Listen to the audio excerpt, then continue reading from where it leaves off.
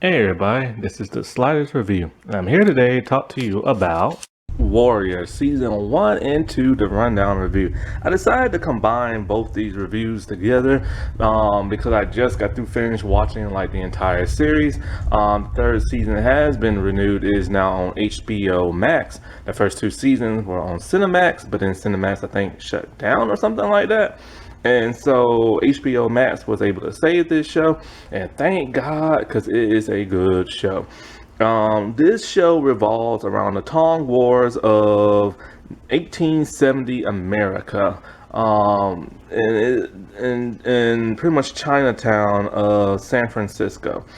And oh my God, this show martial arts is brutal, it's good, it's high octane, it is raw. The fighting in this is so good. The acting is so good in this show. The drama is so good in this show. Sadly, however, this show is very, very, very, very racist. I could not believe how racist this show is. Why? Because it's dealing in early 1800s America, when the Chinese people started to immigrate over into America, and the white Americans were not too pleased about that. I like the stuff I heard. They use so many racial slurs to refer to the Chinese people on this thing. I could not believe my ears, and And I knew some of this stuff that happened in early America with Chinese, but I didn't know much. Why? Because here's the thing about this show. Now, this show is an adaptation, loosely based off of not necessarily real life events, but it's loosely based off the events of what happened to America during that time. Now, some events that do take place in this show are very similar to what happened in real life, like the riots and everything. Now, one character in particular is based off a real life person, but it's a loose adaptation of it. And then there are other characters that are based off of other real life historical people. And oh my God, they don't teach this stuff in American history classes. Like, I never knew this stuff existed. Now, like I said before, I knew a little bit of it only because of a show I watched a couple of years ago called Strange Empire, that has to do around this time era of when Chinese people came over and they worked the coal mines. And I saw how the white people hated on them, talking about, oh, you're stealing our jobs and this and that. And so that's on, they only get like a small taste of that hatred towards Asian people. Now, of course, in modern days, we've seen a different take on hatred towards Asian people, Chinese people, with the you-know-what virus and the attacks on Asian people and stuff.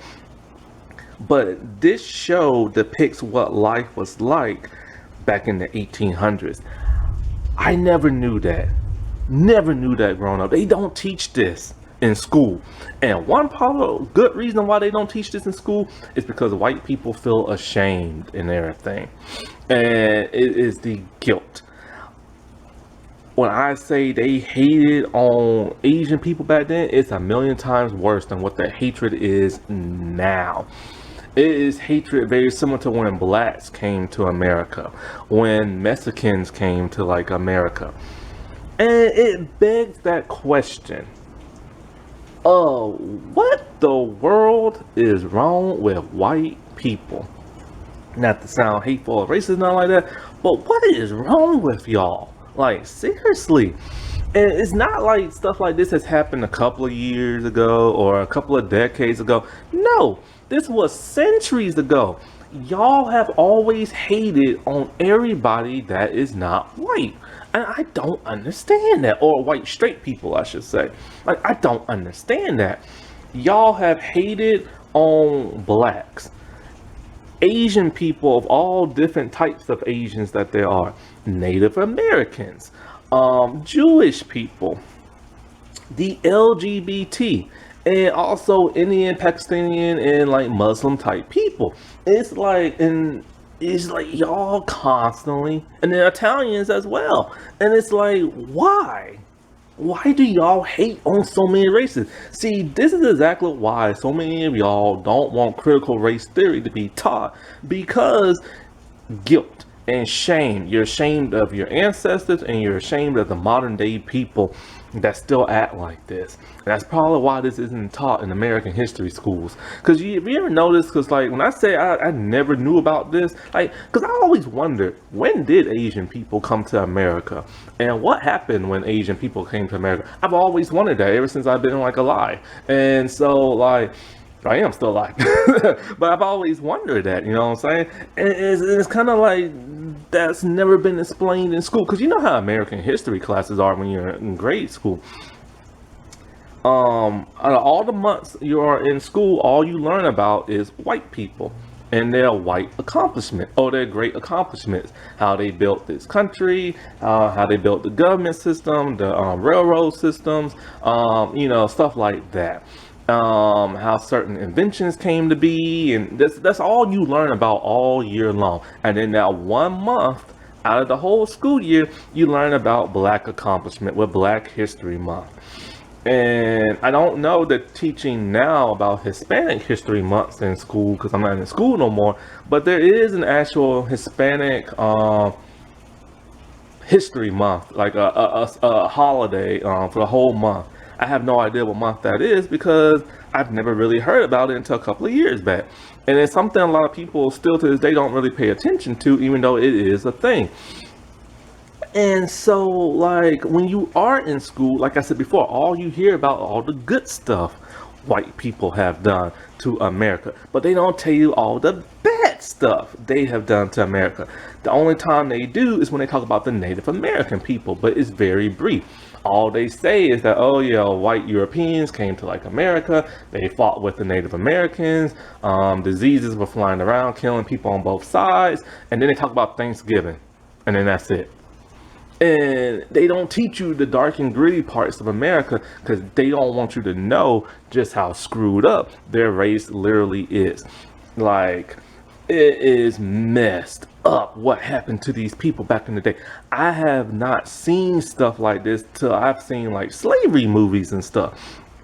And what's really interesting is that back in the day, because see, it was mostly just the white people, and mostly the white Irish people. That's around the time that the Irish people had really settled into like America, and they were brutal when they came to America, because most of the people who fought with the Chinese during the 1800s of America were Irish people and Irish Americans and stuff.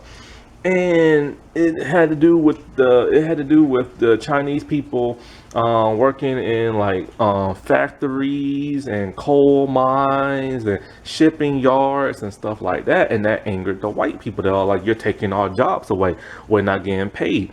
And one thing I liked about this show is that the Irish people wanted way more money that the white American people did not want to pay them. And so that's why they got like the Chinese labor, because the Chinese people will work more hours and harder for less pay. Does that sound familiar to you? It's what's going on today with like Mexican people coming over from Mexico, immigrating over here, and has now stirred up this whole like white anger and stuff. And it's weird, because this stuff happened like over 100 years ago, and we're still seeing it today. And the riots that happened back in those days, when you get into season 2 and you see that riot, oh my God, that's actually based off of 2 actual riots that happened in America that had to do with the Asian people, led by that of the Irish American people. And it was a bloodbath on the streets. It was so brutal that they had to initiate these I forgot what it's called. Like pretty much the anti-Asian hate laws and stuff that really slowed things down. Yeah, sure, back in the 1970s when we saw with Bruce Lee, they were still treated badly and everything, but it wasn't as bad as what it was then. They literally had to make laws to stop their own kind from killing random Asian people like on the streets and stuff. Like, it was that brutal and everything, and I could not believe, and I couldn't believe it was never taught in schools and stuff. And it's just like, my God. And then also, of course, in this show, other than like the hatred and racism, you learn about the Tong Wars. And what's that? Basically, it's a bunch of like individual Asian or Chinese gangs that fought one another, which made the streets of like Chinatowns in America really bad. Now, from what I've read online, apparently Chinatown was very peaceful before the whole Tong Wars like started. Once all this started, then things started getting like very rough for the people, and then it started immigrating into that of the white people, and they started getting frustrated with it, which caused all these riots and other stuff. And it was just insane because they were having things like prostitution and drugs and bringing smuggling weapons in, and it was crazy times, and you never learned about this in school. This is why TV is important. TV can teach you a whole lot more than what a school can. And this, like I said, this is a loosely based fictional show that's based in like real events and stuff. And it is just insane. And it's just like crazy, all the stuff that happens in this. And you know what's really crazy also is like, okay, there's this one lady named Toy. She's based off a real life woman based on that same name. There is a real Toy from back in the day. And for the most part, I'll get into that a little bit later, but basically she had a bunch of prostitute brothels and everything. And what's crazy is that like all these white people who kept talking about, oh, we hate the Chinese and they're stealing our jobs, this and that. Guess where they ended up? In those Asian brothels, banging Asian women.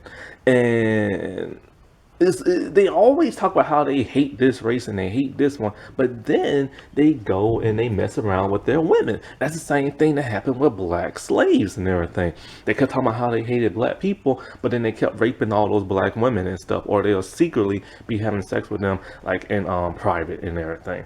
And that's always how it is. And when I was watching this show, it reminded me a lot of what happened with the 2016 election, when white people went crazy on like Mexicans and Muslim peoples and stuff, and talking about build this and taking our jobs, that. And it's very similar to what happened 100 years ago. Things have literally not changed. The only thing that's changed is the race color, and that's it. They just found a new color to like hate on and everything.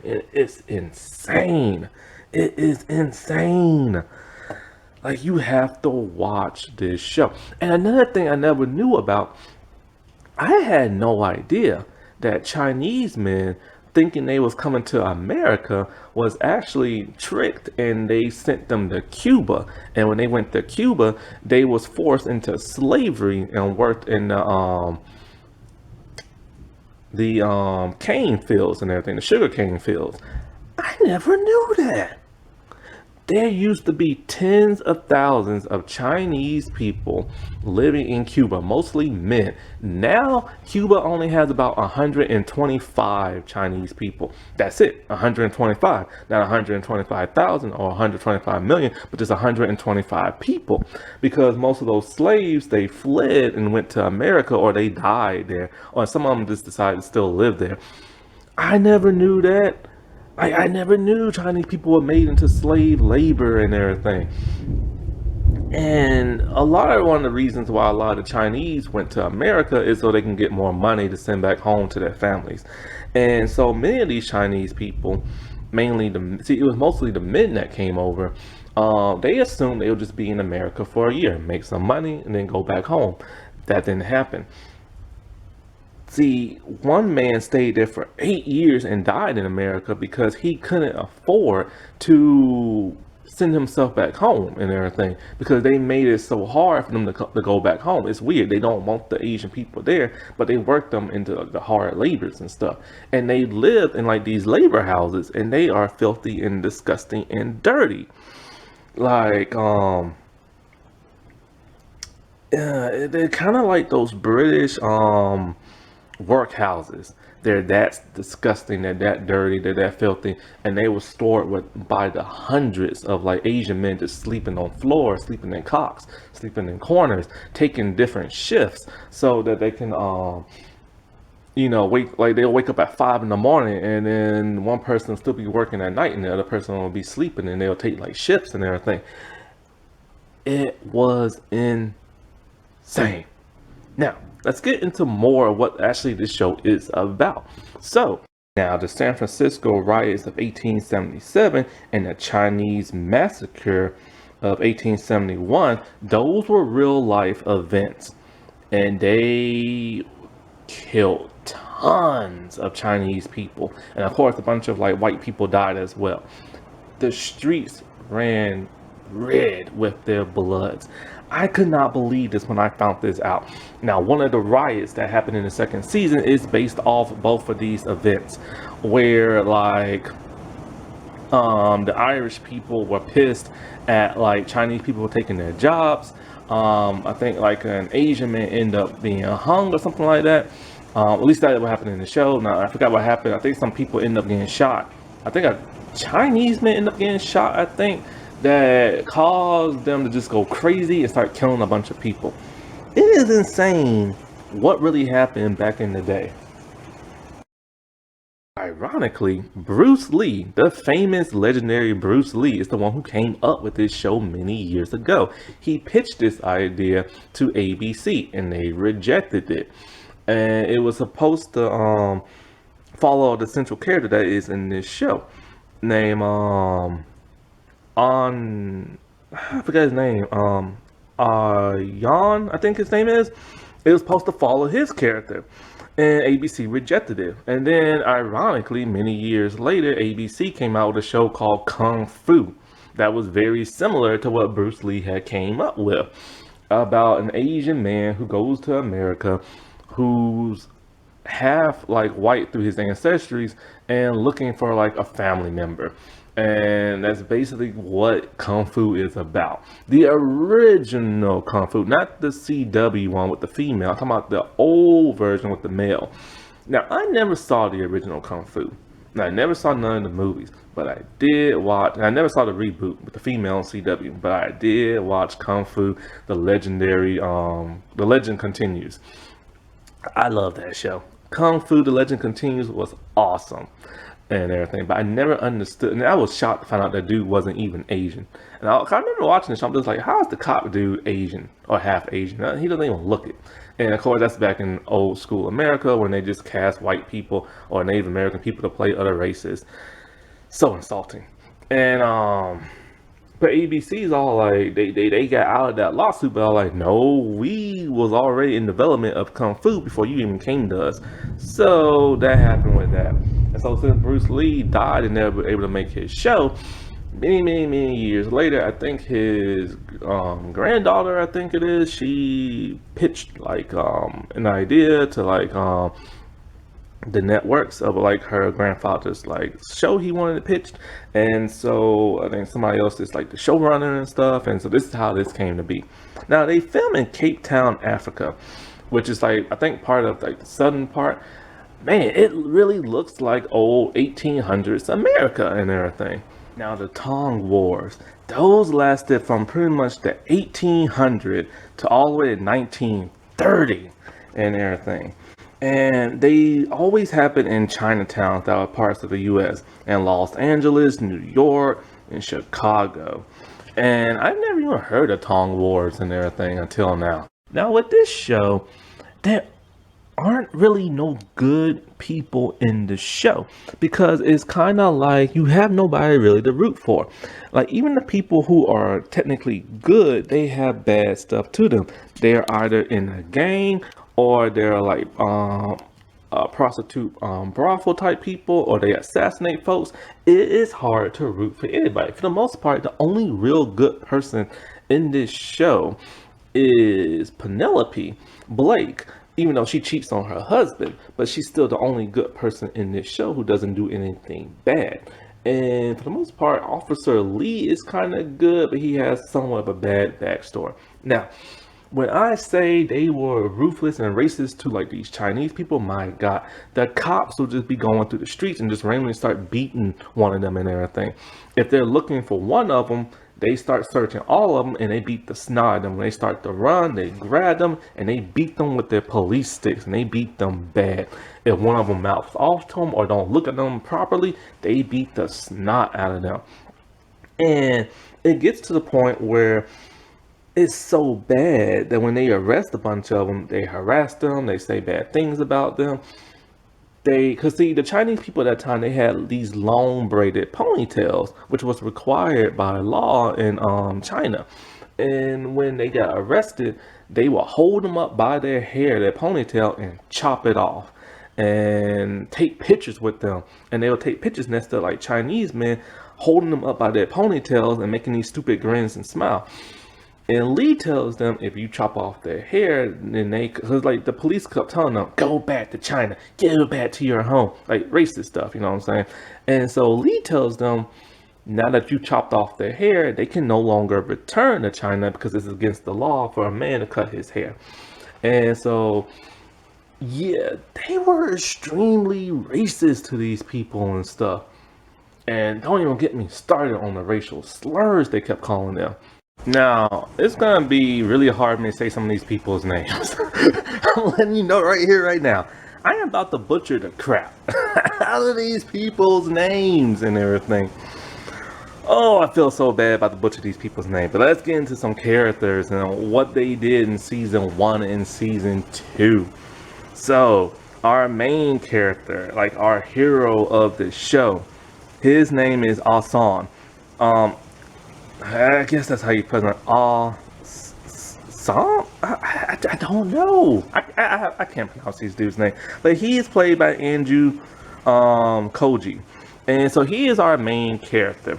He is a man from China, about in his mid-late 20s, probably early 30s, and he has come to America looking for his sister. And so when he comes there, of course, you know, he comes here on the boat and he's in the dockyards and they kind of want him to work the dockyards. So in a way, clashes a little bit with some white people and stuff. And when he clashes with some white people, he ends up whooping the snot out of them. This impresses some of the people. It impresses this one black dealsman. And I think, not a black as in a black person, but like he sells like, you know, the black market. He's like one of those type of people. He's one of those type of people who has his finger into like every organization because he helps them out. I believe his name is Han, I think his name is. I'll look later what his name is, but then no, wait. Han Lee is the actor.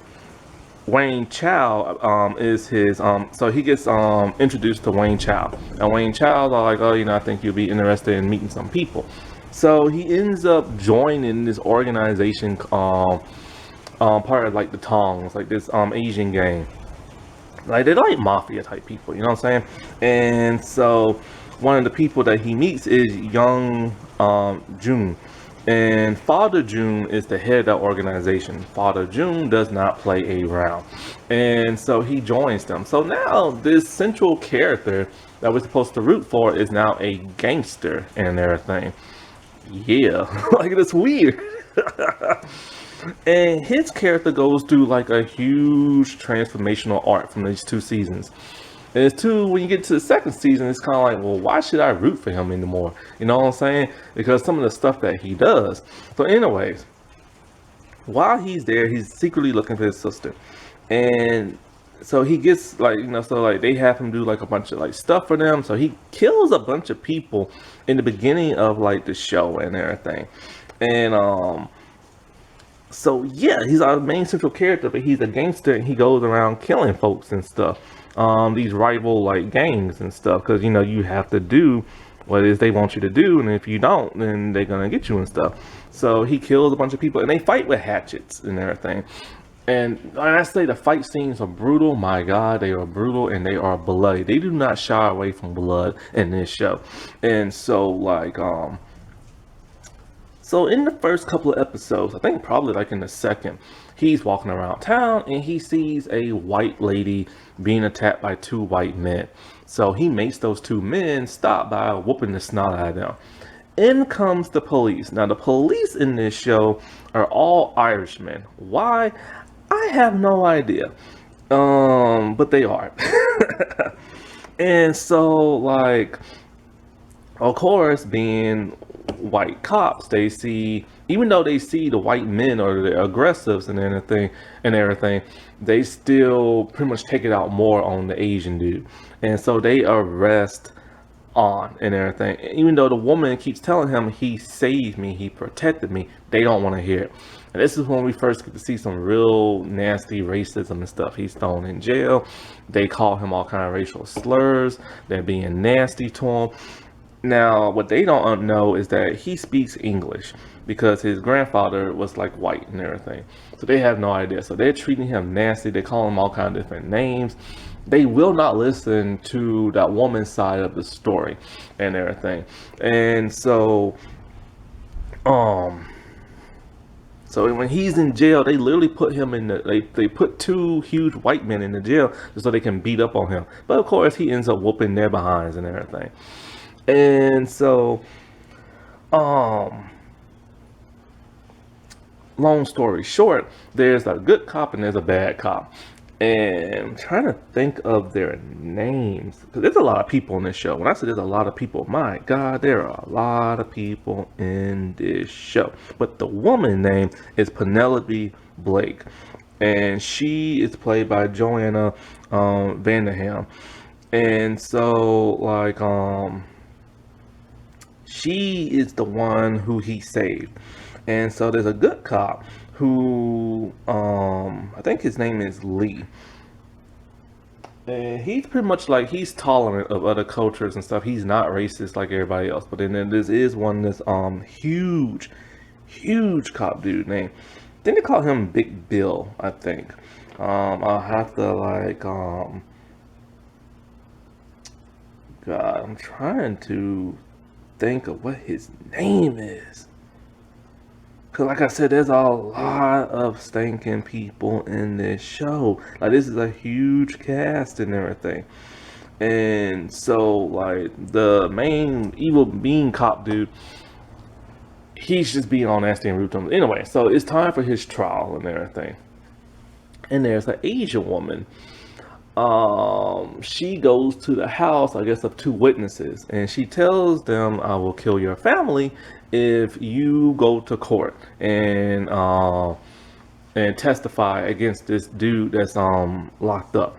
So they heed her warning because she literally threatens their family, and so they don't show up. And so since they don't show up, they can't prosecute on. And so because of that, he is set free, which pisses off a lot of white people, especially the white people who go to those Asian brothels and everything. So he is set free, and he's back to doing the bidding of like Father Young and everything. Him and young John, no, not Father Hong, Father John. So Young Hong, him and they become very close. They're like brothers in this show. They're always together. They always do killings together. They always do tasks together. They become the best of friends and everything. And so there is a rival. So I already explained episode 5, but the whole Western thing, so that was pretty cool. He ends up starting a relationship with Penelope, the white lady, and it's a sexual one at that. They're constantly like doing it, and they do it in secret. Now she has an Asian kind of like chauffeur type dude, right? So anyways, they can't have a relationship outside their rooms and everything, as so much stuff is like going on. Now they keep that completely 100% secret. Some people do eventually find out when they start to see certain things, like now it is later revealed that our sister is Mei Ling, and Mei Ling is a woman who is married to this other like Tong leader. I forget his name, but pretty much he's like an older man and everything like that. And all later finds out. So I think she's the one who got him out of jail. And so like, since and his sister are on rival like gangs and everything, he can't let nobody know that that's his sister. And so at some point, something terrible happens, that where Father Young wants Mei Ling and her husband murdered. When finds this out, he heads there to stop like Father Young's like enforcer dude. And so he goes there, and those two like fight, and literally to like the death. And so Ming is able to later kill the assassin dude. And she tells like, oh, like to get out of here and like this and that and stuff like that. And so when she kills the assassin dude, she also kills her husband. Why? Because she wants to like rise up in the ranks. And she causes a lot of trouble between like Asian people there all in general, and both the Tongs and everything. It's because she's very ruthless and but a bit of inexperience, and so she's doing a lot of things that's causing a lot of harm. And so because of this, her and Father Young, they decided to split up Chinatown. They stay on one side, the other one stay on the other, right? And so they have now decided they're gonna do some type of like Chinese boxing thing, where it's basically like they fight to like the death. So he is like Father Young's like chosen like fighter for the Chinese boxing. And so Lien, she has to choose one as well. And she chooses her side piece boyfriend, who's also like her enforcer, right? And that's Lee Young, I believe his name is. And so him and Yang, they fight in a brutal fight to where he is like first like injured really bad and knocked out. And so in order to win, you have to like take off like their scarf thing that's wrapped around their side. As soon as Oz is about to pull his, Lee wakes up and puts a butt whooping on Yang. He beats Ah Song within an inch of his life, to where the cop, Bill O'Hara, that's his name, Bill O'Hara, he stops the fight and with his gun pistol, which causes everybody to scatter. And so, cause Penelope went there because her chauffeur told her that what is his last name? Yang was gonna fight there. And so she's all worried, and when she's all worried being there, that makes Bill suspicious of her, but like, oh, that's why she went there, and that's why like she was so concerned about what's his name almost losing his life. So Mei Ling, she doesn't care that her brother is nearly about to die, because she tells her brother, because he tells her to come back home with him to China, and she's like, no, because in China she is a nobody, but here she is basically like a queen and everything. And so she refuses to go home and tells him that he's fighting on the wrong side. But when it comes to like them two, he better pick a side, and if it's not hers, then he will be dead to her and stuff. And her boyfriend, the enforcer, he knows that that's her brother and stuff, and he questions should he like fight him. She's like yes and everything. So because Young has lost, Father Young does not want Father June doesn't want nothing to do with him, so he kicks him out of like his gang. And that's basically like the rules. If you lose and you don't die, you're gone. Like that's it. So Young, he now has to work in like the shipyards and stuff, in one of those workhouses. And he went from being this high profile gangster with a nice suit to a man who's living in a poorhouse now. And we see the struggles that he is now going through and stuff. And it's bad. He literally fell from like grace, gangster grace, but still grace. And he's a shell of his former self. But see, here's the thing you wonder, well, he almost died within an inch of his life, how did he live? Well, Toy took pity on him, and I think she banged him in the first episode, and so she's like the head, like, mistress brothel lady. So she nursed him back to health. And he left before, like, he could finish recuperating. So when he's in, like, the like workhouse, he sees Wang Chow, and Wang Chow's all like, man, you really have fallen from grace, and I think I can help you out. So he has on Young fight, not fight, but on work in like a factory. This factory is owned by like Penelope. Now him and Penelope, they have not been on speaking terms in a good long while. She told him basically she don't want nothing to do with him no more because I think she found out he was like a gangster and he had killed some people because some Chinese men had ended up dying, and it was from like a rival gang, and she found out he was responsible. So because of that, she just doesn't want nothing to do with him no more. So he's working in her husband's factory. No, not her husband, but her husband's the mayor. He's working in her father's factory, right? And so she has no idea at this point in time. But then later on, she sees him and she tells him straight up that, like, you don't have to do this. You don't have to work these labors and everything. Like, since you know English, you can literally be like a translator, or you can teach other Chinese people how to speak English. Well, he doesn't want like her help, her pity, or nothing like that. And so this is when the Irishmen started to make rumblings in the factories. When they find out that they hired Asian workers, they were not going to have this. And so like um they decided they were going to go down there and mess those men up. And this is a whole lot part of like the racism that I was telling you about. So I think his name is Dalen Levy. No, Leary. David Leary. I think it's Dalen Leary. Is that his name? I can't remember. But he's like this Irish mobster dude. Which is not really a mobster. He's more like an Irish leader. Like they listen to him. And so he takes his people there to fight like the Asian men. And it's brutal. At this point in time, An has like already left. Because I think what was it? Young June found him. He's like, man, I don't care what my father says. I want you back. Like, yeah, you lost, but lots of people lose and everything. I can't let you like work here and stuff. So he later rejoins the game. Now at this point in time, the Irishmen have pretty much like decimated the Asian workers there, and they wanted blood not only from them but from the man who hired them, which is Penelope's father.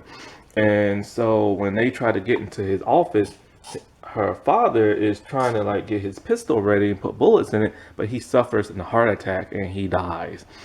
And they destroyed, no, they messed that factory up, but they mostly just killed the workers and stuff.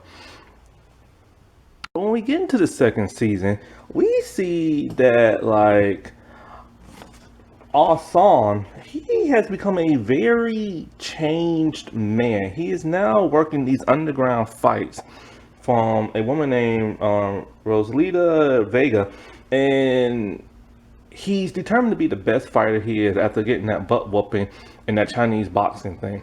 Now, one thing that was so funny about the Chinese boxing thing, that Bill O'Hare, when he was there with Lee, he was all like, my God, if they can all fight like this, we're in trouble. Talking about like martial arts and everything and stuff. And so like, um, so yeah, he is now a changed man. He's more aggressive. He's more arrogant now, and he's starting to become that of his sister. He's pissed at Father Young or Father June for banishing him, kicking him out and everything. Because after he left from Father June, he couldn't join his sister's gang, because if he did, he would have been a marked man. If he would have joined any other Tongs, he would have been a marked man. And so he has this resentment towards him, to the point where he thinks that Father June, it's time for him to retire. And he tells Artoy that he doesn't even think that young John can lead the place, and maybe he should start leading the new Tongs and everything. So he is now becoming very much like his sister. And so at this point in time, when Dennis Leary starts to make more trouble with his Irish mob, with those Chinese workers in the factory, Penelope is desperate now, because she now runs like her father's business. And her husband, the mayor, is making things worse because he's starting to pull her funding because he just hates his wife. And so with her workers being constantly harassed and beaten up and killed, she now needs protection.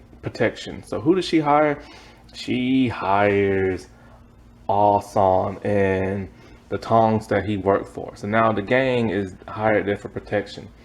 He at first doesn't want to do it and gives her a lot of lip service, not kissing, but like verbal lip service about why he should do that and this and that.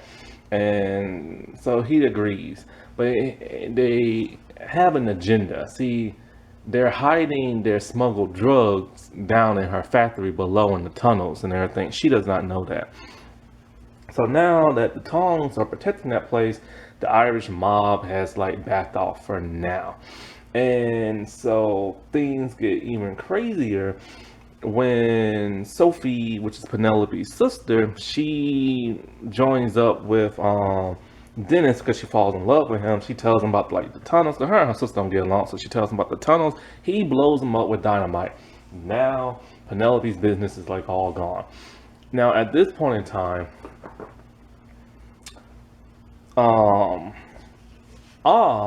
he has become very, very close with the woman who runs the underground like fighting matches, the Vega lady, and Rosalita Vega. And so he travels with her to California. Him and Hong is this gay man from China.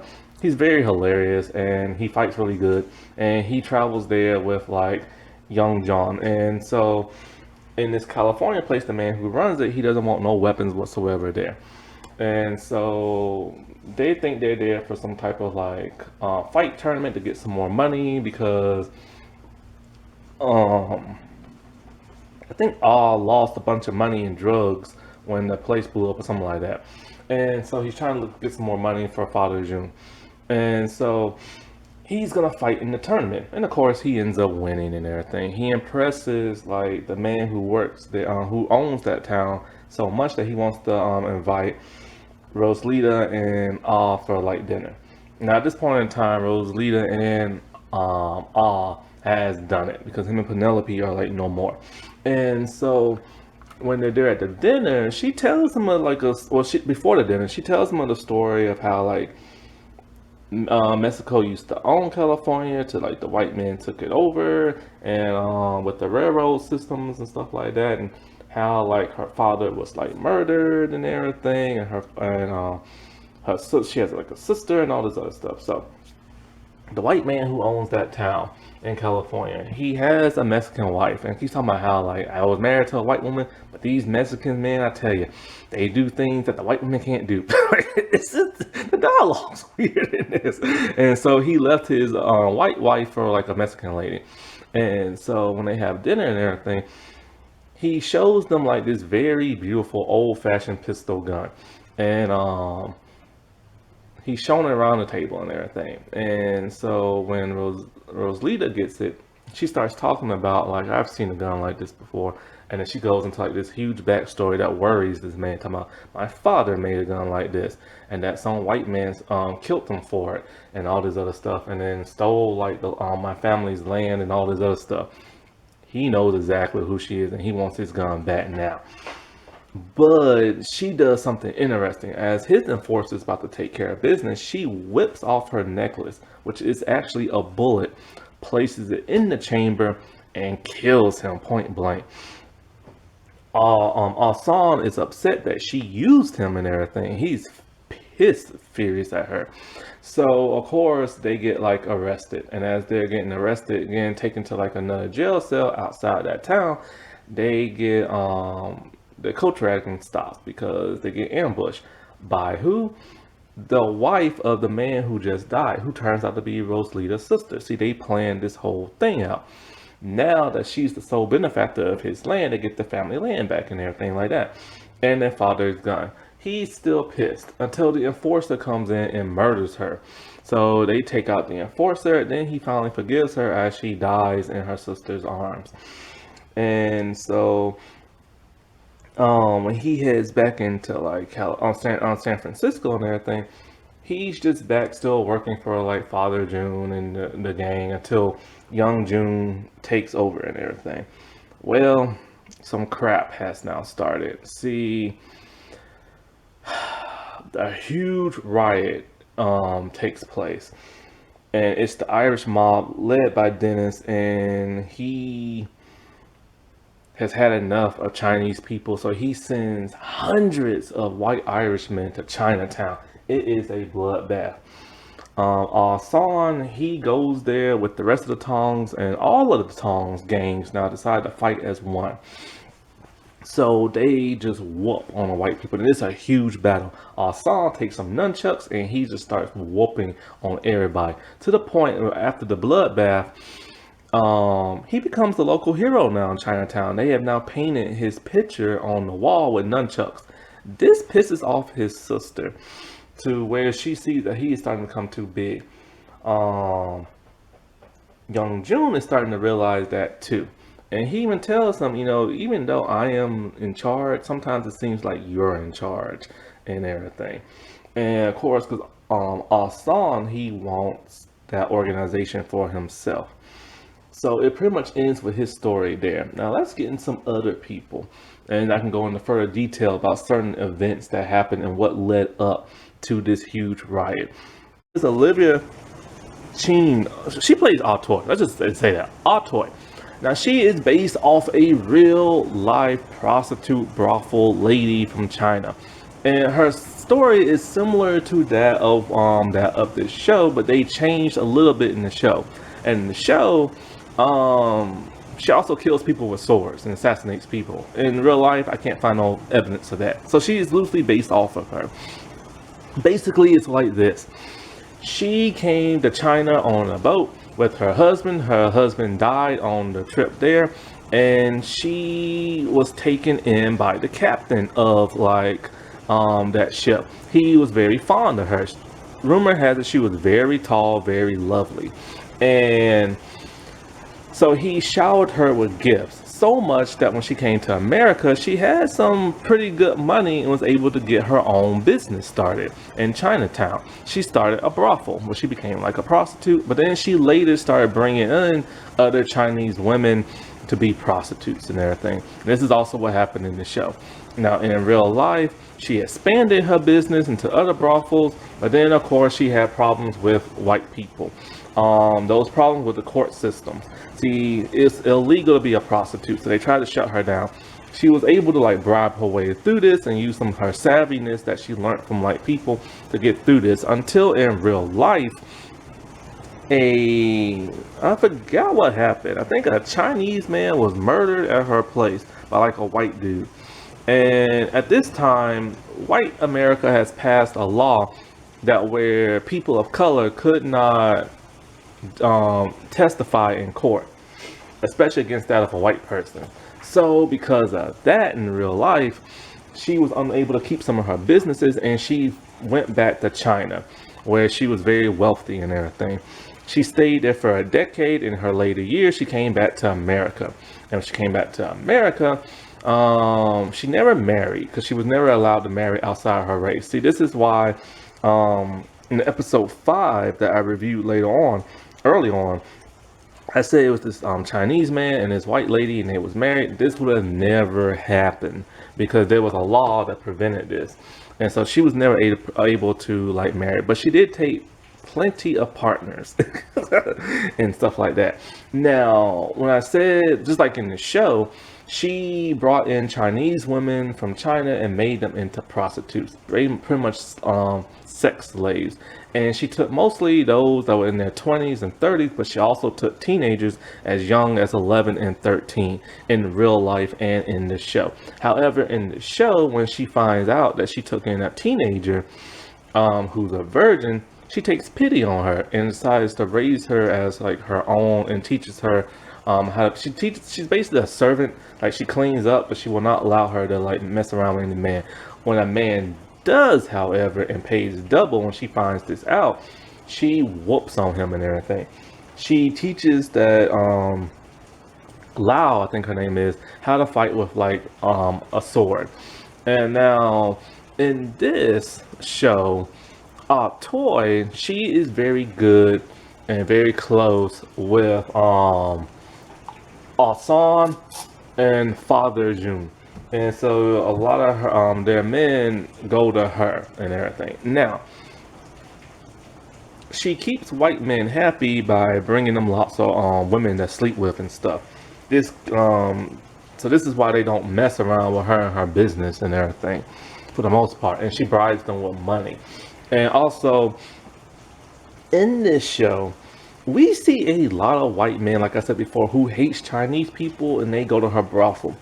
One of these people is Mayor Blake, the husband of Penelope Blake. And Penelope Blake is the woman who was sleeping with Asan in the first season. And the mayor sleeps around with both Asian men and women there.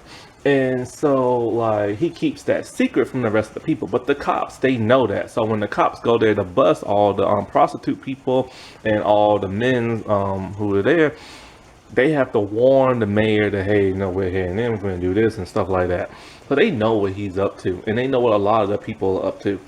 And so, now at some point in time in season 1, towards the end, things for her business start to go bad. You see, she has an American white business partner because she's looking to expand and buy other buildings. So what it is, she gives him her money and he puts his name on like the buildings where she's able to have other buildings and stuff. And things start to go a little funky because people are starting to catch on to that. And he tells her he's not going to be able to do that no more. And he has a business meeting with this one realtor type person who's like a tycoon. She is very worried about this. And then when he goes there, he is in danger.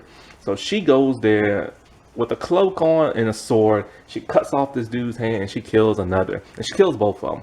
And so, like, he is like, oh my God, I can't believe you killed these people with a sword of all things. And she's all like, I protected my business. I protected my partner. You should be like very thankful for that. You are now alive and everything.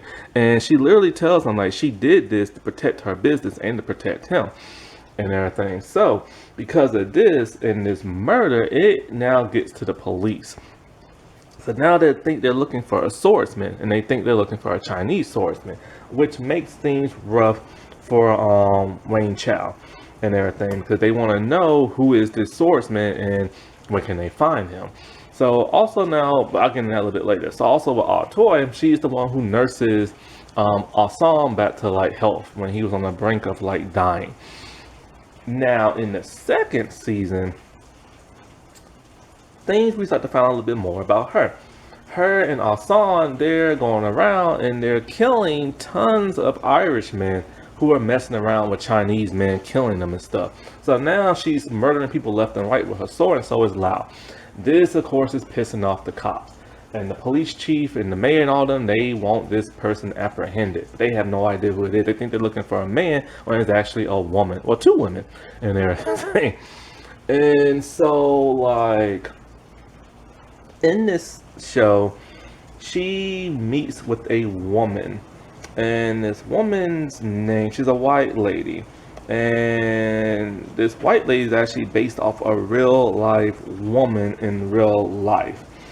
And her name is Nellie. And Nellie, she is based off a real life woman named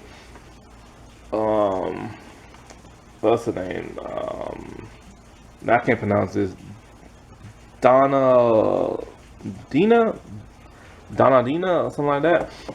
Cameron. And basically what Nellie is all about is that she's a white lady with a lot of land, and she rescues female Asian immigrants and stuff. And so they won't have to work in like slave labor and everything, as sex slaves and everything. So in the second season, her and become like lovers and everything. And she tells like that you don't have to work for this white businessman no more. Like, you can like work with me. Like, I'll use my name and this and that, and then use your money. So cuts off dealings with the white dude, which pisses him off, to where he hires an assassin to kill her.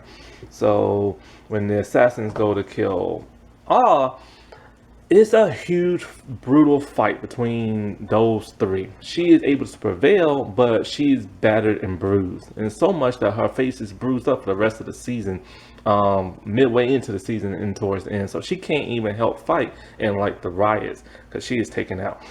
And so like she is angry, and I think she goes to kill her old ex business partner, dude, all bruised and battered in the face.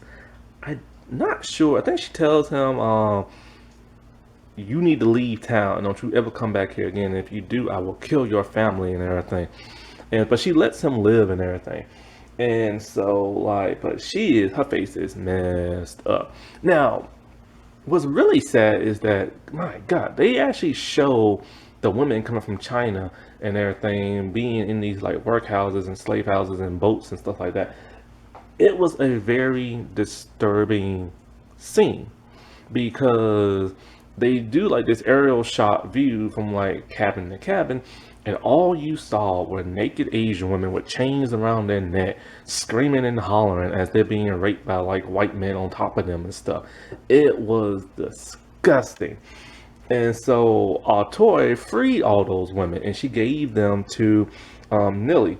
Now, she also gives Lau to Nilly, but Lau does not want to leave. She wants to stay with Toy and everything. And but she tells her like, here you can truly be free and everything. Like you can live your life, you can learn how to like speak English, you can learn how to like read and stuff like that. And she'll teach you how to like integrate within American society and stuff. And that's what Donna Linda did. No, not Donna Linda. How do you say her name?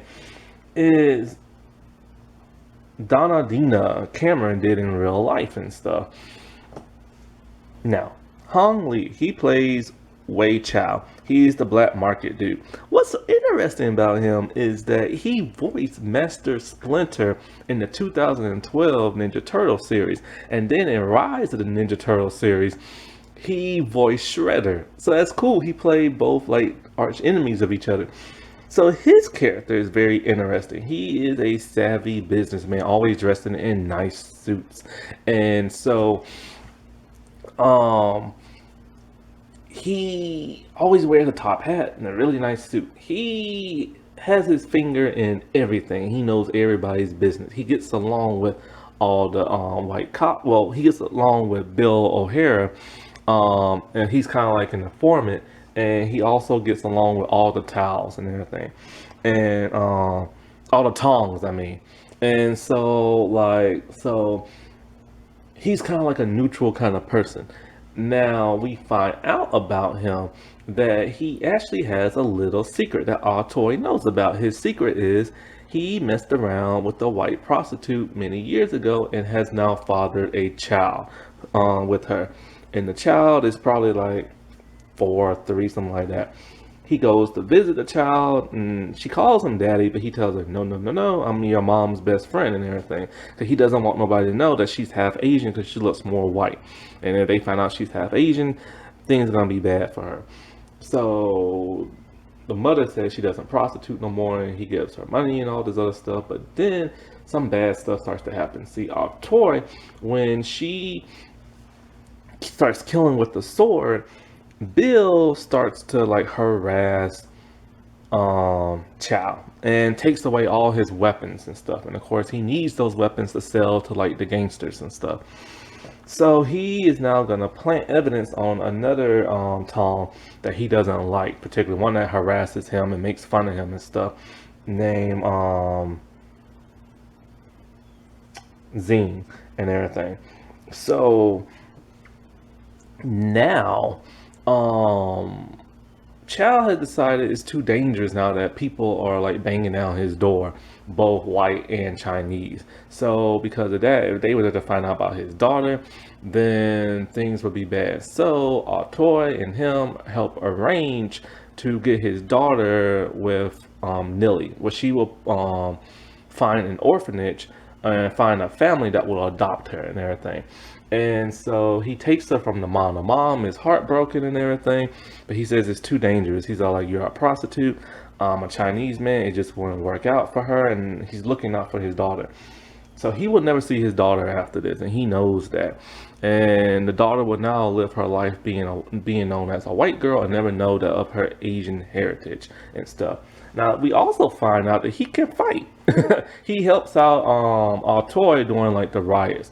Now the riots he is partially responsible for, because see, when I get into the Penelope character, you will find out why. 'Cause he sells out one of his own people, and then one of his own people got hung. After this hanging, that's when the riot in the show started. So before I get into like Penelope and Mei Ling and also Young Jun, let me get into two of the cops that are pretty much featured in this show.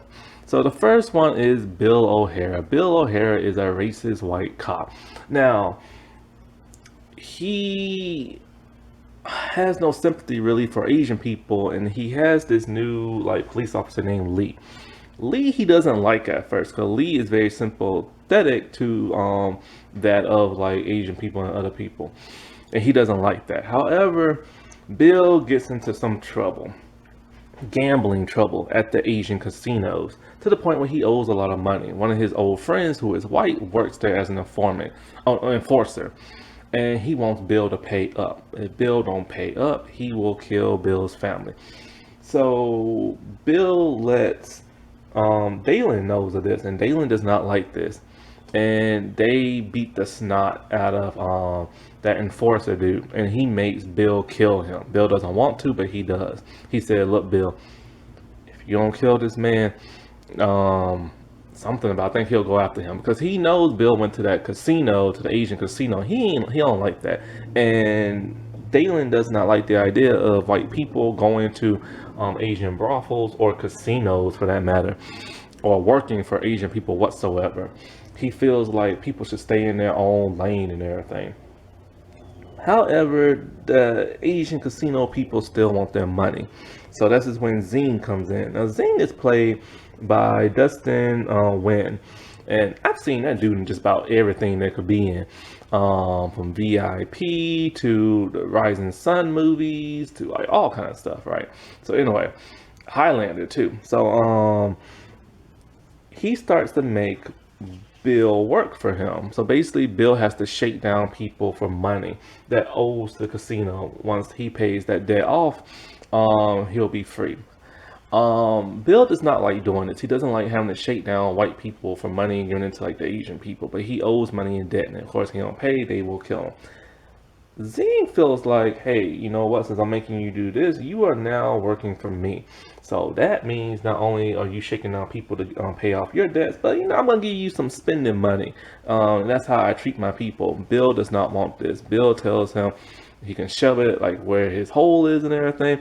This does not make Zing happy, to the point where he is now gonna threaten O'Hara's family. This is when Lee comes in. One time he gets Lee, because back when that white enforcer was after him, he gets Lee to protect his family by sitting outside the porch with a rifle. Lee doesn't ask any questions, but he knows something's up. O'Hara's wife is not happy by this. It gets to the point when Zing, because Zing is part of this Tongs as well, but his gang, they have like tattoos all around one side of their bodies, and they are very ruthless and everything. This scares O'Hara so much that he tells his family, y'all need to leave town. And his wife's all like, if I leave, I will not come back to you and everything. Like, we are done. You have put my family in danger too many times for this whole gambling stuff. So at some point in time, like I said before, Bill is the one who stopped off from like dying and stuff. Now, Bill is a weird character. Sometimes you hate him, sometimes you sympathize with him. That's what's weird about this entire show. There aren't that many good people, because they do bad stuff. Even and they make you sympathetic to bad people. And so he is one of them. And so like so he is torn between wanting to do the right thing and being bad. Now he is tasked with finding this swordsman. He hates Zing, and so does Chow. So they are gonna plant evidence. and they get what did I say that Lee Young to help do that. So they plant Toy's sword in Zing's place. And so when the cops go there to bust them, they have this huge fight and this huge scuffle, and they kill everybody there except for Zing. And so Zing is now busted for assassinating people with a sword, which he never did. And so this caused Lee to turn against O'Hara because he finds out that O'Hara went. Because remember I said that realtor dude died from Altoy? Well, O'Hara went to that dude's wife's house and stole a watch, and then he planted the watch along with the sword in Zing's place. Lee finds this out and he quits and everything. And so O'Hara, he also tries to stop the Irish mob from killing like the people in Chinatown. So his cops are fighting both Chinese men and they're fighting the Irish mob. And it's like I said before, it was a huge bloodbath of a riot. So that's who like the O'Hara character is. Now, Officer Lee, he is for the most part a good cop. And he's very tolerant of like other people and other races, and he's not racist like all the other cops. So he clashes with them a lot. He also helps out Bill O'Hara. Those two are pretty much like partners and stuff. When Bill needs his help, Lee is there.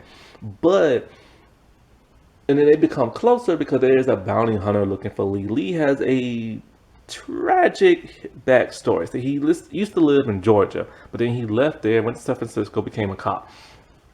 And the bounty hunter tells O'Hara that we can split the bounty because your man Lee murdered two men back in Georgia. See, this is what happened.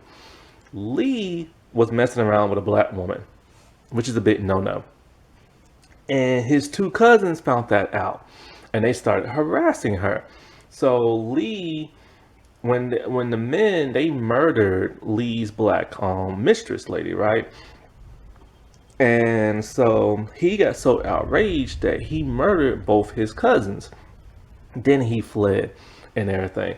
So O'Hara decides that, you know, what Lee did, even though he doesn't approve of him doing it with a black woman, is that he understood why he killed those men. Because he killed those men because they murdered his woman. And so for the most part throughout this whole thing, Lee is the actual good cop. He tries to help Asan and everything like that. But then Lee ends up getting put in the hospital. The crap is beat out of him in a coma. Why? Because Zing and his people beat him up because of O'Hara. O'Hara owes money for his gambling debt, and they sent a message in the form of Lee in a coma. So when he wakes up, he doesn't remember, but he knows he's there because of O'Hara. So this starts him to turn on him. He turns on him more when he finds out O'Hara planted evidence on Zing for the murders with those swords. And because of this, he is just beside himself. He's all like, this is not what he signed up for. This is not what cops should do. They should never plant evidence. So he quits the police force. Now, something bizarre happens to Lee in the second season in the beginning. In the beginning of the second season, he starts to take drugs and everything. And he starts to take this liquid substance that makes you hallucinate. Why? I have no idea. It's so out of character of him. And they don't explain why he's depressed and why he's doing this. But then when he decides to go to this one bar, it is owned by this black woman who's the bartender. And this black woman just so happens to look exactly like his ex lover. Why? Because they're played by the same person. And so she drugs him and steals his money. And then later on in the season, when he quits being a cop, he goes back there. She's like, look, man, I don't want no more trouble, because he later on got his money back from them people, right? The hard way. And he tells her, like, I don't want that, I just want you. So then those two start doing it. And it's just kind of like, they never explain. That's the one thing about this show that didn't make no sense about his character.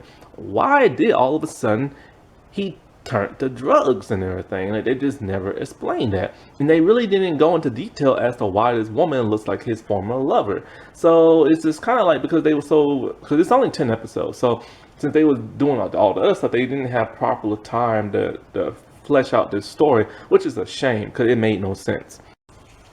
Now, Penelope Blake. She is probably, like I said before, the only good character. She's played by Joanna Vanderham. And when we see her, she's very sympathetic to the other Asian people. She has an Asian chauffeur, and she I forgot her chauffeur's name, but anyway, um, she starts a relationship with Asan and everything. At first, it starts off as sexual until he pisses her off, and when she pisses him off, she says she wasn't nothing to do with him no more, and so this hurts him. And then when she finds out he's in that Chinese boxing match, she goes to his side, and she's so worried that she gives away her relationship to that of O'Hare, and he starts to like suspects it and stuff.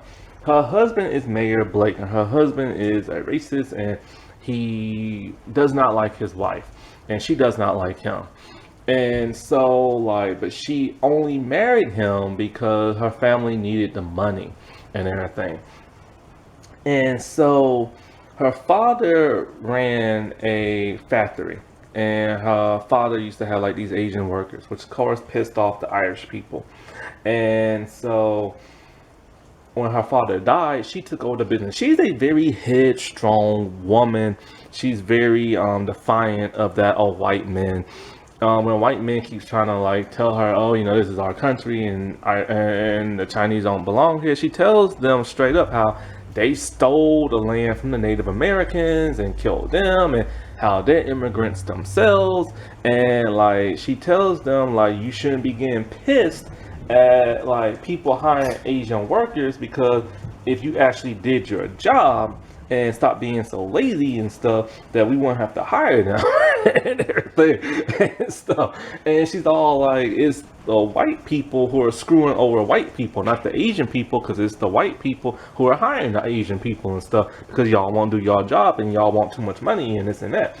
And so she literally tells like Dalen, like, you know, where were you born and like everything, you know what I'm saying? He's all like, that doesn't matter. And he's like, it does matter, because you're an Irishman over here in America, and even though you fought in the Civil War and everything, you, like, you know, you were here talking about how this is your country, but you came from like someplace else and stuff.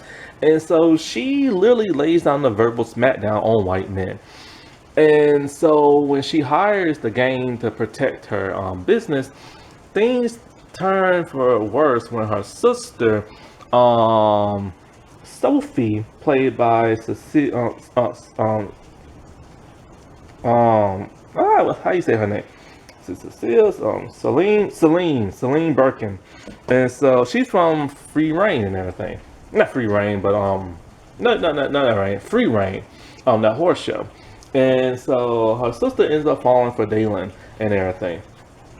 And she doesn't like the idea of her sister messing around with him. And for the most part, her sister, they clash a lot. And talking about how, like, you know, this is not our home. This is like the mayor's home, and he is my wife, and you're his sister-in-law, and all this other stuff. And then when she kicks her sister out, her sister gets pissed and wants revenge. So she goes to Dalen and everything, and tells him, I know of tunnels to get into like the like factory. So he goes there, but he doesn't. He goes there with dynamite to the point where Sophie is injured. So, anyways, now that like in the dynamite, it destroys the entire factory. Now, Dalen has lost her entire business, and she doesn't know what she's gonna do. And so before, some man tried to make an offer to buy it from her because he didn't want her to have it because she's a woman. You know, them times were back then. So then at some point in time, she makes him some kind of offer, and something else, and it pisses off her husband to the point where her husband is drunk and tries to kill her. He tries to strangle her. Sophie comes in, she tries to rescue her, but it's to no prevail. He tosses Sophie on the back of a wall and she hits her head. So as he's about to kill Penelope, her chauffeur comes in with one of those poking sticks in the fireplace and kills the mayor in the back of the head. This is what leads to the riots and everything, and to Chow turn against his own people. So anyway, after all this, so of course the murder has to get investigated.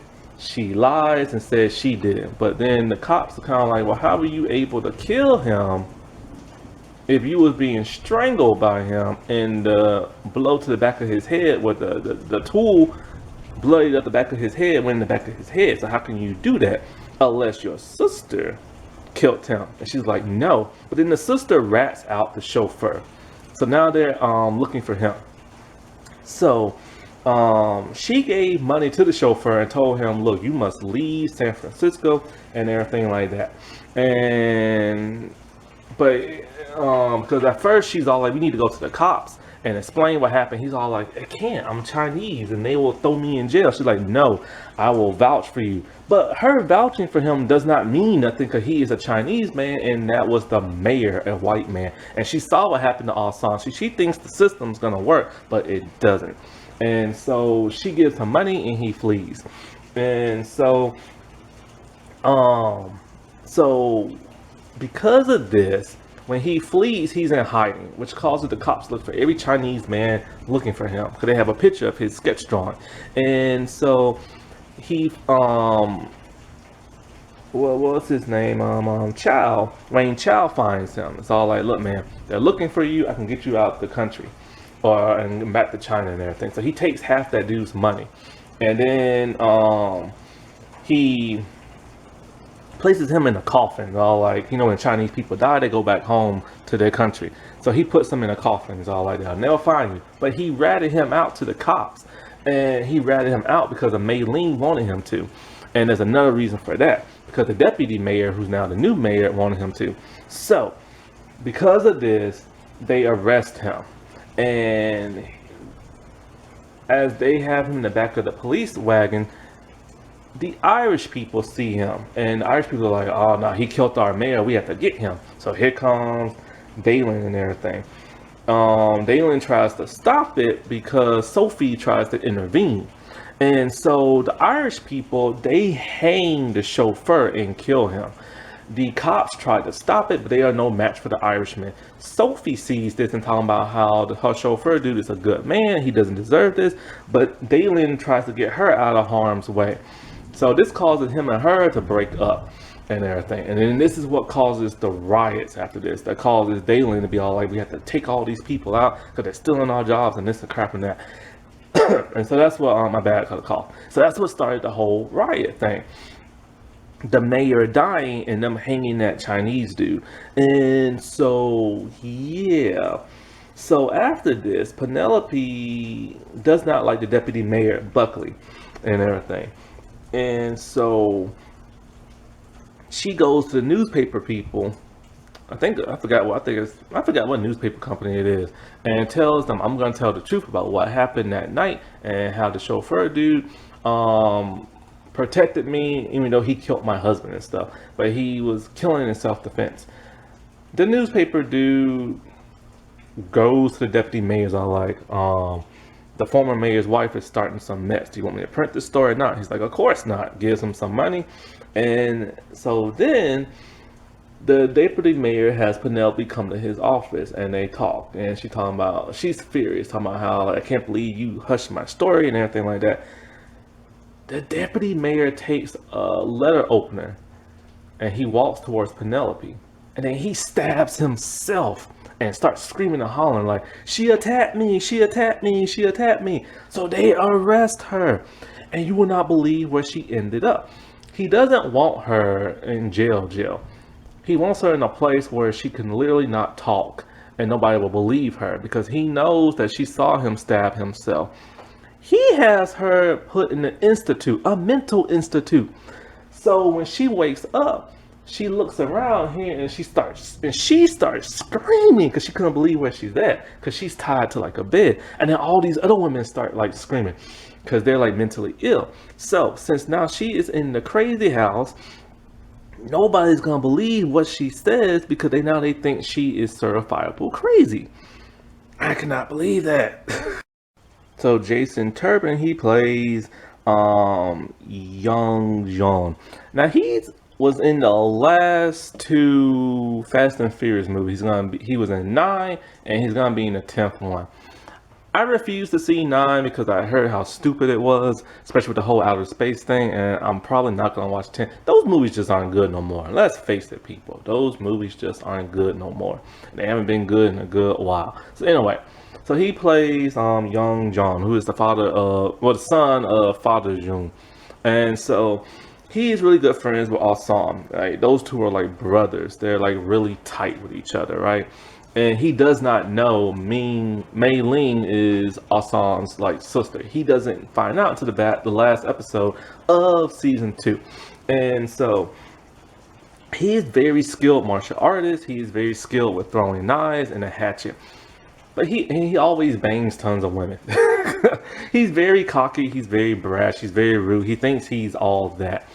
In season 2, he starts to see that his father needs to retire because he doesn't like the way his father does business with Mei Ling and everything.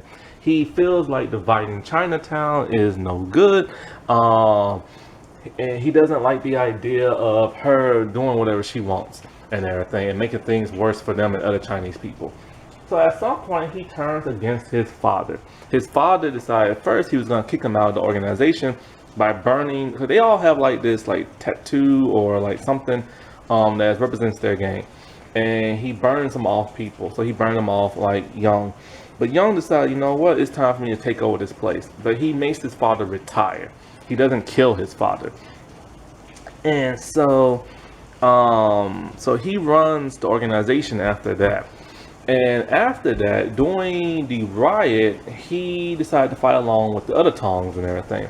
And as he's about to get killed, his father comes in and rescues him. So they have like a nice little bonding moment as they go and kill a bunch of Irishmen. But then at the end of the season, his father decided, you know what, you can do good on your own, and it's time for me to truly retire and leave this place. So his father just walks off in the sunset and leaves the business to him.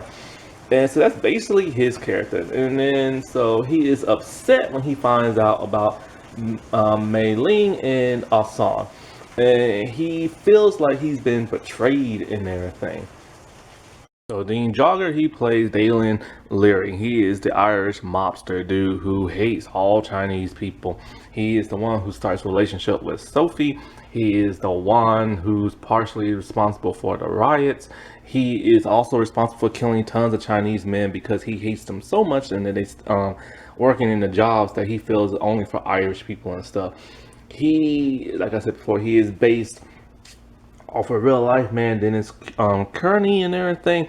He is hateful, he is rude, he is prejudiced, he is a person who is now becoming political savvy because he has a lot of sway with the Irish community, which is what the politicians want. Politicians need the Irish vote, so they go to him and everything. This is what happened to Dennis in real life as well. Now, this show, like I said before, is based off certain real life events and certain real life people. Dennis Kearney or something like that, he was a real life Irishman who led a gang of mobsters into like Chinatown to murder a bunch of like Chinese people. And he also had ties with like political savviness type stuff like that, which is what this character, Dalen, is all about.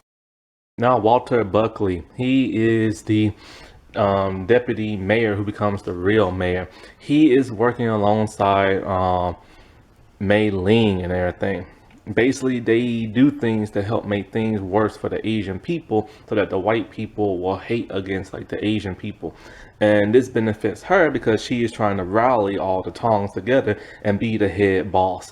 So he has a secret. Everybody has a secret, and May finds that out so she can start blackmailing him and everything. Turns out he lost, well, I think one of his legs. Yeah, he fought in the Civil War and he lost one of his legs due to gangrene and everything. However, it is revealed in a photograph that May has that he fought for the Confederacy, which is a big no-no now, because if you're found out to be a Confederate soldier, then they used to like arrest you and stuff like that. So she blackmails him. He hates Penelope with passion. He hates Chinese people. He makes their life a living nightmare. Wow, can you hear that thunder? Good Lord, that thunder is loud. It's like storming over here. But yeah, he hates Chinese people with a passion. He's working for her. Now let's get to our last main character. And I saved the best for last because she is the worst person of the show. She is pure evil. So now I saved one of the worst characters for last, and that is Lien, played by Diane Dawn. And so, yeah, she is a very ruthless woman who is conniving and rising in the ranks. She is the sister of s1& and everything, and she came here from China a couple of years before him. And she used to always look out for him when they was younger, because he used to get into fights a lot to protect her. And so when he kept getting beat up as a kid, she realized he needed to fight. So she got like a master martial artist to teach him how to fight. But she did not know that that martial artist master would take him away to a point where she never really saw him no more. So anyway, she came to America a few like weeks before he did and everything. She was married to, I think, Li Fong, I think his name was. He was the head, like, Chinese mobster dude for that one gang that fought against Father June people, right? And so she is the type of person who wants to rise up in the ranks, and she will do whatever it takes, and she does it by murder. So she causes tons of conflict that causes the two rival gangs to like clash with each other. And when she did this is what caused Father June to want to take out both her and Ling Fong. And so she did this so Ling will die. So of course, when s1& interrupted that, she had to do the dirty deed for herself. And so then she became the head of like their gang. And since then, she's made things worse for the people in China and the gangs and stuff. When Lee was alive, she convinced him to murder this rival gang leader of Patong, the one with the tattoos on the side of their face, and have Zing take over. She assumes she can make Zing do whatever she wants, but Zing is a thug, and no woman tells him what to do. So he intimidated her with him and his army. And so they work alongside together, but he has become a problem for them and stuff. And so a lot of people within her own gang don't like her. They don't want to take orders from a woman, and they don't like her because she has caused a lot of problems and stuff, because she's very inexperienced. But she is determined to get what she wants. And she no longer has no love for s1& because of he's with that other gang. But then later on, she does start to have feelings for him again as a brother-sister type thing. But he now wants nothing to do with her because she left him for dead during that boxing match. When she meets Toy for the first time, because those two don't interact until like the second season, and they only interact once. They're the only two main female Asian characters on the show. And Ming feels like, you know, she is smitten. She's like, she believes that Toy should recognize her and her greatness and everything like that, and like bow to her and all this other stuff. And so those two particularly now don't like each other because doesn't like the smugness and the crap that Ming does, and Ming doesn't like that this is a headstrong, beautiful woman that could give her some like problems and stuff. And so her enforcer, like I said before, is Li Yang, and so it's also her lover. He's starting to question some of the things she's doing too, because she is causing problems for their gang, and she is killing her own like people in order to make certain things go the way she wants them to. So he is starting to question that a lot. And also he doesn't like the idea of almost killing her brother, because he's kind of like, what kind of woman will have her own brother murdered? And so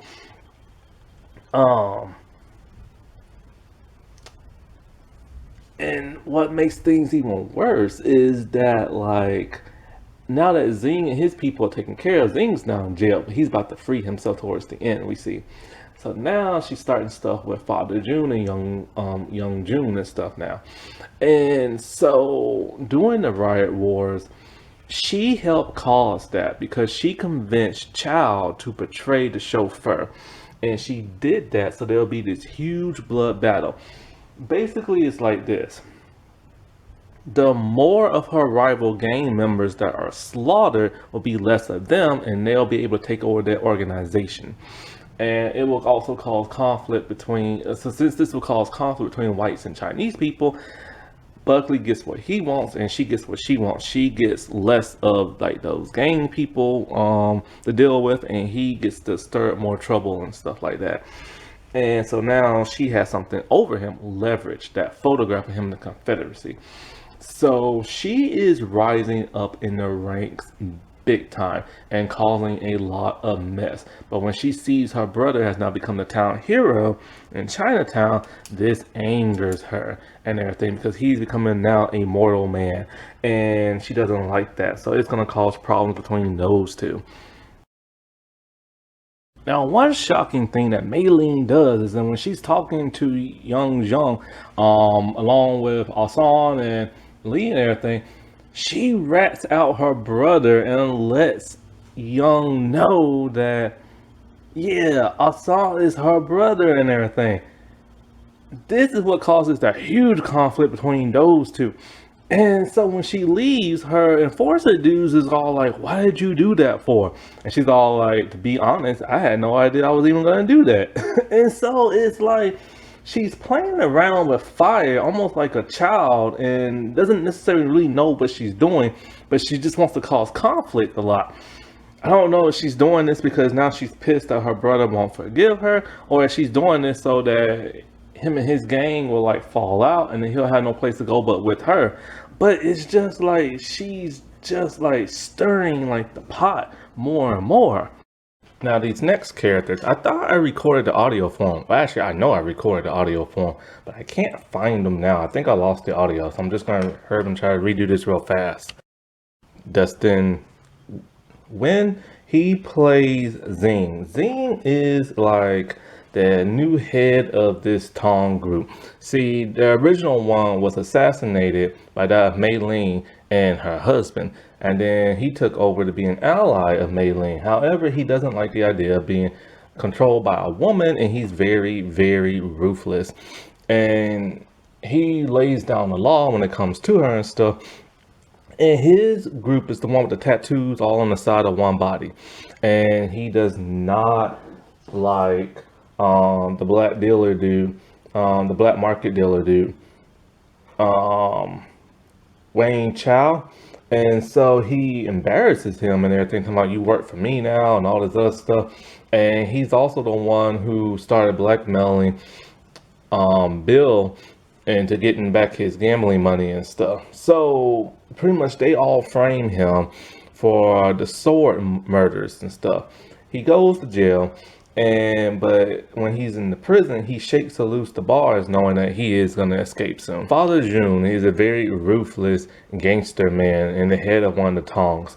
He is the father of Young Jun, and he doesn't like Asan no more because he lost in that battle.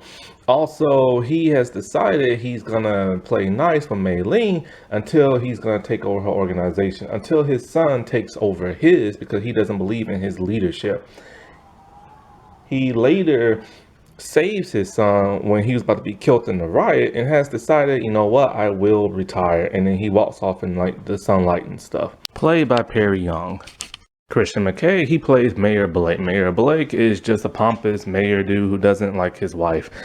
He goes to a Chinese brothel, banging both men and women, but he pretends to hate Chinese people. And so he doesn't like the idea of Penelope always like dissing him and trying to stand up for herself and make a business for herself, because she is a woman. And so when her business explodes and everything, he later tries to get it to where it's permanently shut down, so where she cannot rebuild. And so when they have a huge argument, he gets into a drunken rage and he tries to kill her. Now, Kenneth Folk, he plays Jacob. Jacob is the chauffeur, and they have labeled as manservant of Penelope Blake. And so he is the one who was getting harassed by those two white men who later tried to attack Penelope, where Song tried to like stop. And so because they didn't like the idea of him being like Chinese and stuff. And so he's the one who lets her know that Ensemble about to do the boxing match and stuff. Now, in the second season, when the Mayor Blake, was in a drunken rage about to attack, well, he actually did attack his wife Penelope and Sophie and everything. He beat the crap out of them. And so Jacob defended her by taking the poker out the fireplace, killing him with it, striking him in the back of the head.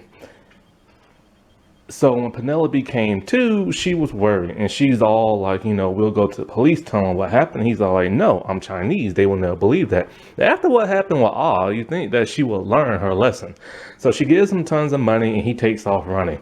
Well, of course, the police and deputy mayor finds out, and so they search for him. And this is when Chow tells him, takes half his money, like, hey, look, man, I'll put you in the coffin, I'll send you back to China, and they'll never know nothing. But then he sold him out. So then as he was taken away by the cops, this is when the Irish mob attacked and hung him.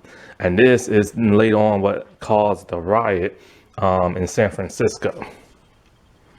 So yes, this is a very good, very raw, very high octane drama.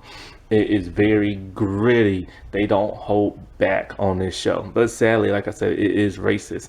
And also, it's still a shocker that this went on in America and people don't know. Like, I've gone online to see some of the comments, because it's weird. This show doesn't even have its own, social media pages of any kind. You have to go to, the stars, social media pages. And so many people keep talking about how they never knew this happened, because people don't know. That's the thing. People never knew this side of American culture and stuff, because it's been kept hidden because of the shame they feel for it, and they don't want people hating them and stuff. And this should be taught in history classes, especially in American history classes, because people need to know their real history, and they need to know that all these past pioneers of white people are not the nice, good people that they are portrayed to be. Many of our past presidents from back in the old days of George Washington, Thomas Jefferson and all that, they were not good people and everything. They owned slaves, they killed, they murdered people. And a lot of these historical people that we learn about, we're supposed to worship, did terrible things. And American did terrible things back in this day, but they don't want you to know that. They only want you to know the good stuff. And if you knew the bad stuff, they fear that you might turn on them and everything. But people are already turning on them, as history is starting to revolve around itself and come back into light with more recent events and everything. It's like I said before, all this stuff that happened back in the day is still happening today. It's just different races that white people have replaced them with and stuff. And it's very disgusting, how one group does so much harm, no matter what century they're in. And people of the day, they wonder why white people get hated on by people of color, or by LGBT, or by women, and they wonder why they're getting replaced in Hollywood society and stuff. And this is reasons why. It's stuff like this. And it's nobody comes after them to attack them. They're like, oh, you're the mean white person, stuff like that. It's not that. It's just that they don't realize what they have done that was so terrible back in the day, and what they're doing today, and they try to play it off like they're innocent, they're the saviors of mankind and everything. And watch this show. It is on HBO Max. This will be a huge eye-opener for you. I didn't even know what this show was about. I just assumed that it was about martial arts and everything. But when everything started to come in light, I was like, my God, I could not believe it. And you won't either.